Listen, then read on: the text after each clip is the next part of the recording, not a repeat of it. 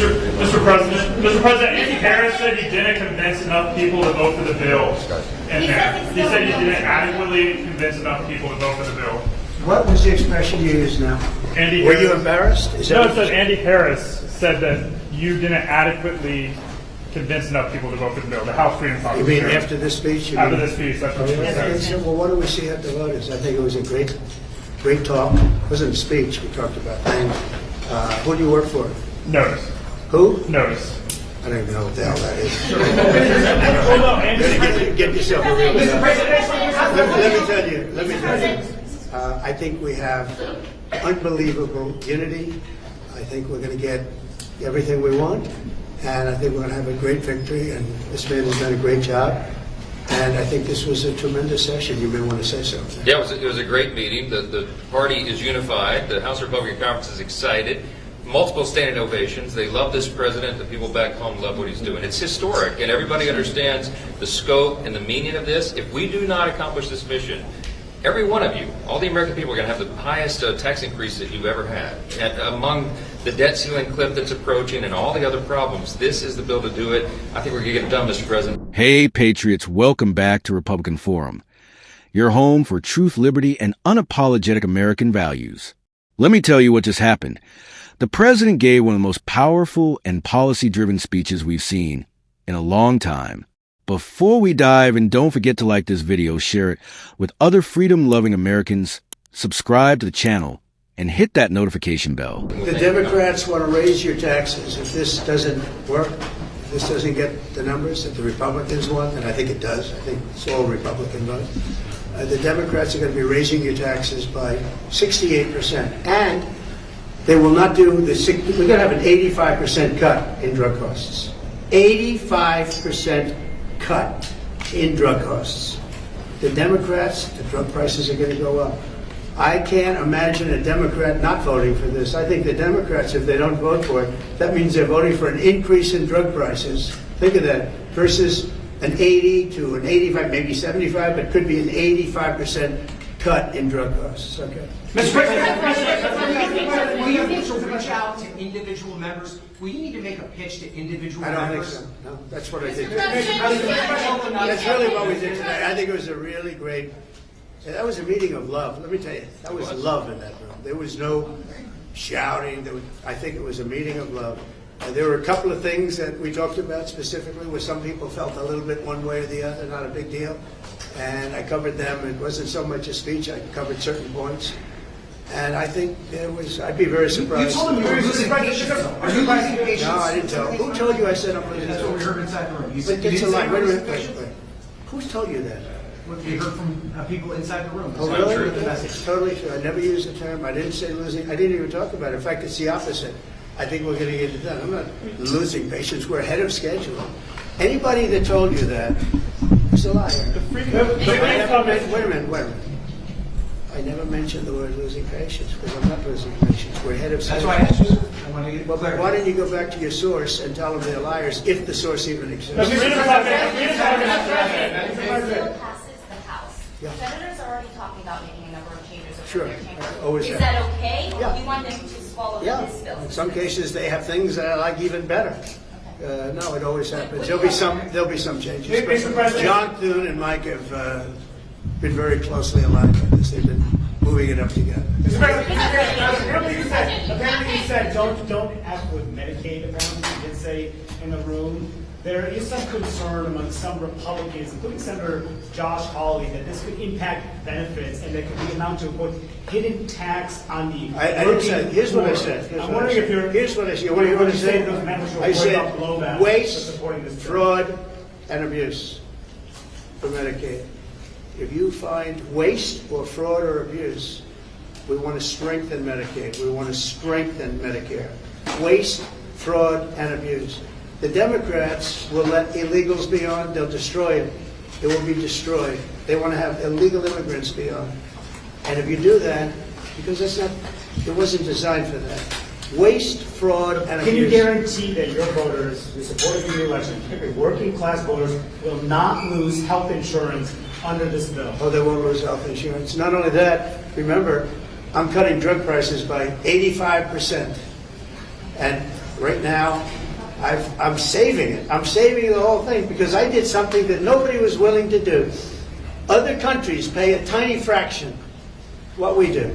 And I instituted favored nations. We're now going to pay the lowest in the world. We're going to be the equivalent of the lowest country in the world.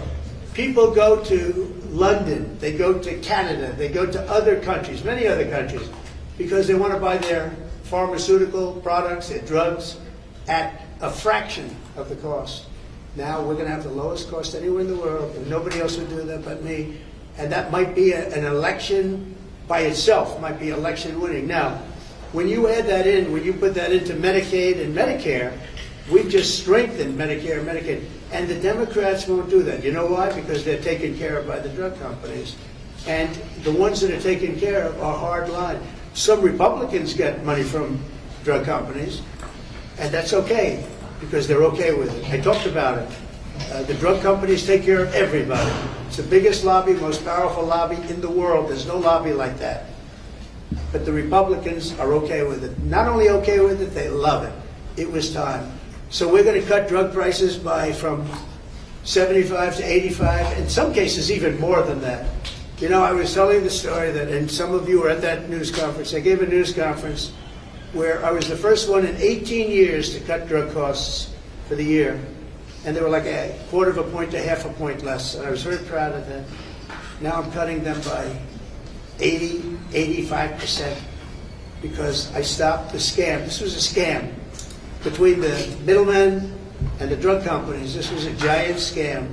And by the way, and other countries, because other countries fought for this. This was a giant scam, and we're not going to have it. So remember this. Go back and tell your people, if you'd like to, that the Republican Party is cutting the cost of drugs by as much as 85%.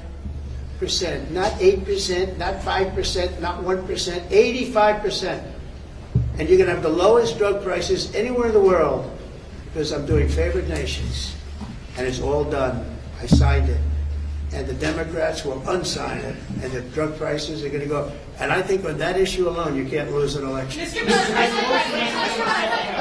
President, say that your DOJ is weaponizing with the arrest of a congresswoman, Democratic congresswoman. Oh, give me a break. Did you see her? She was out of control. Did you address You know, that? those days are over. Did The you days tell them of to do woke. that? The days of woke. No, I didn't. The days of woke are over. That woman, I have no idea who she is. That woman was out of control. She was shoving federal agents. She was out of control.